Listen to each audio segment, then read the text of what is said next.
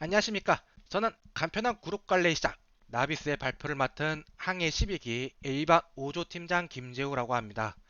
발표 순서를 말씀드리겠습니다. 소개 및 시연, 아키텍처 및 기술적 의사결정, 프론트엔드와 백엔드의 트러블 슈팅, 그리고 유저 피드백 순으로 발표를 진행하겠습니다.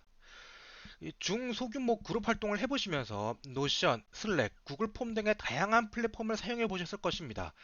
각각의 플랫폼은 강력한 기능을 가지고 있지만 기능들이 너무 동떨어져 있어 해당 기능을 이용하기 위해 한 번에 여러 창을 띄워놓고 사용해야 하는 상황이 종종 발생하셨을 것입니다. 그래서 저희는 이런 기능들을 간편하게 쓸 수 없을까? 스터디에 필요한 기능을 한 플랫폼 안에서 전부 해결할 수 있지 않을까? 하는 생각에 나비스를 만들게 되었습니다. 시연 영상 보시죠.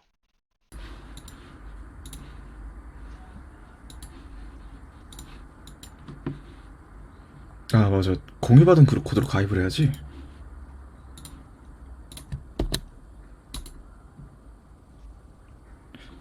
마감이 코앞이네. 얼른 과제를 제출해야겠어.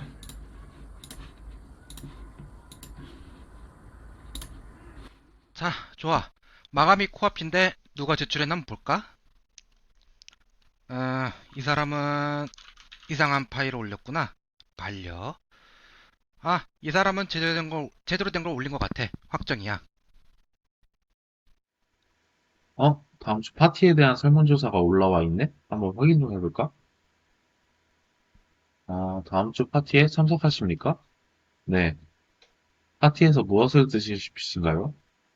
피자랑 치킨, 뭐, 투표 올라왔네. 과제 난이도. 이번에는 조금 어려웠으니까 중. 아니, 이게 대체 반려야?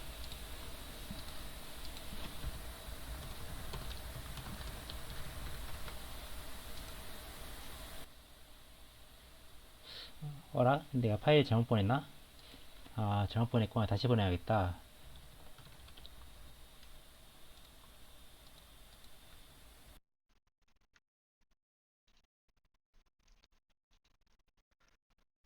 네, 다음으로 서비스 아키텍처를 설명해 드리겠습니다.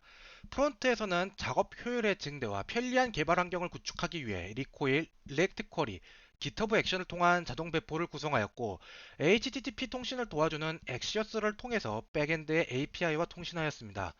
백엔드에서는 GitHub 액션을 이용해 CI/CD를 구축하였고 엔지닉스를 이용하여 배포 중에 서비스 이용이 끊기지 않도록 하나의 인스턴스에 포트 두 개를 사용하여 롤링 배포로 무중단 배포를 구성하였습니다. 저희 프로젝트는 많은 파일과 이미지들을 저장해야 하기 때문에 EC2에서 접근하기 쉬운 S3를 이용해 저장소를 만들었고 메인 데이터베이스에는 RDS의 관계형 데이터베이스인 MySQL을 사용하였습니다. 그리고 채팅을 구현하기 위해 웹소켓, 그리고 스톰프를 이용해 양방향 통신을 구성하였습니다. 먼저 프론트엔드의 기술적 의사결정에 대해 설명해 드리겠습니다. 저희 조는 적은 인원으로 많은 스코프를 감당해야 했기 때문에 무엇보다 간편한 기술이 필요했습니다. 리덕스 청크는 로딩, 에러 핸들링 같은 보일러 플레이트의 불편함으로 인해 이전 경험보다 규모가 큰 프로젝트를 진행함에 있어 반드시 대체제를 찾아야 하는 기술이었습니다.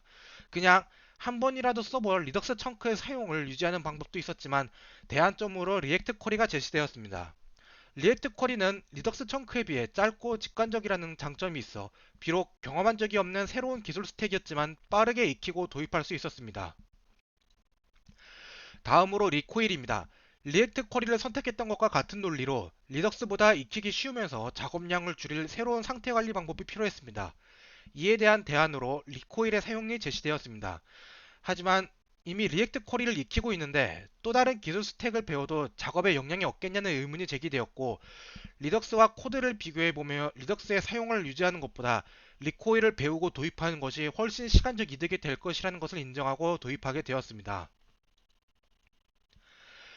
백엔드에서는 중복된 회원가입을 방지하기 위한 이메일 인증과 악의적인 반복 요청을 방지하기 위한 API 리미터 기능을 도입했습니다. 이를 위해서는 데이터베이스에 데이터를 저장해야 하는데 MySQL과 레디스 중에서 어떤 것을 선택할지 고민하였습니다.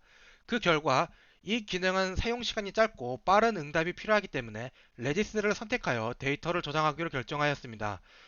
레지스는 인메모리 데이터 저장소로서 빠른 응답 속도를 제공하므로 이러한 기능에 적합한 선택이었습니다. SSE를 선택하게 된 과정에 대해 설명하겠습니다.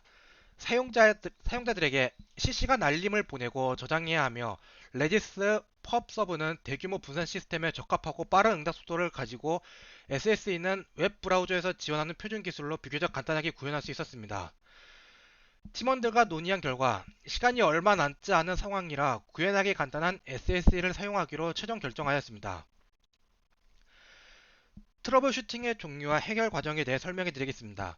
사용이 간편하다고 해서 도입했던 리액트 쿼리에서 겪었던 프론트 문제입니다.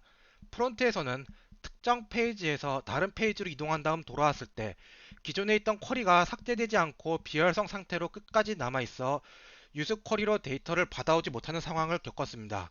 해결책으로는 문제가 되는 페이지에 접속하기 위해 꼭 거쳐야 하는 중간 페이지에서 문제가 될 쿼리의 키값을 삭제하는 방식을 시도하였습니다.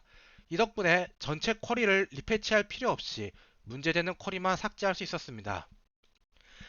기술적인 트러블만 겪었던 것은 아니었습니다. 한 문제에 대한 한 명의 휴먼 에러는 스스로 풀 수 있지만 여럿의 휴먼 에러는 잠깐 작업을 멈춰야 할 정도로 심각한 이슈였습니다. 과제 제출에 정보를 보내는 데 있어 우리 프론트는 복수의 파일을 하나의 폼 데이터에 넣어서 포스트를 보냈는데 백엔드에서는 각각의 파일에 대응하는 폼 데이터를 만들어야 하는 것 아니냐며 의견 충돌을 보였습니다. 하지만 심도 깊은 대화와 비교를 거친 끝에 백엔드 부팀장께서 직접 프론트엔드의 코드를 받아 로컬 환경에서 테스트해본 다음 백엔드 쪽 휴먼 에러였다는 것을 인정하며 규격을 맞추는 것으로 해결되었습니다. 마지막으로 SSE를 사용하면서 생겼던 트러블 슈팅입니다. 토큰이 있는 상태, 즉 로그인이 된 후 해당 컴포넌트가 마운트 될 때 SSE가 정상적으로 작동되지만 컴포넌트가 언마운트 되었을 때 연결이 끊기지 않았습니다. 토큰이 만료되더라도 요청을 계속 보냄으로써 프로젝트의 성능을 눈에 띄게 떨어뜨리게 하는 이슈가 존재했습니다. 이 이슈를 유즈 이펙트 클리너블 통해 SSE를 연결하였고 컴포넌트가 언마운트 될 때 클로즈 메소드를 이용하는 식으로 이슈를 해결하였습니다. 다음으로 백엔드 쪽 트러블 슈팅입니다.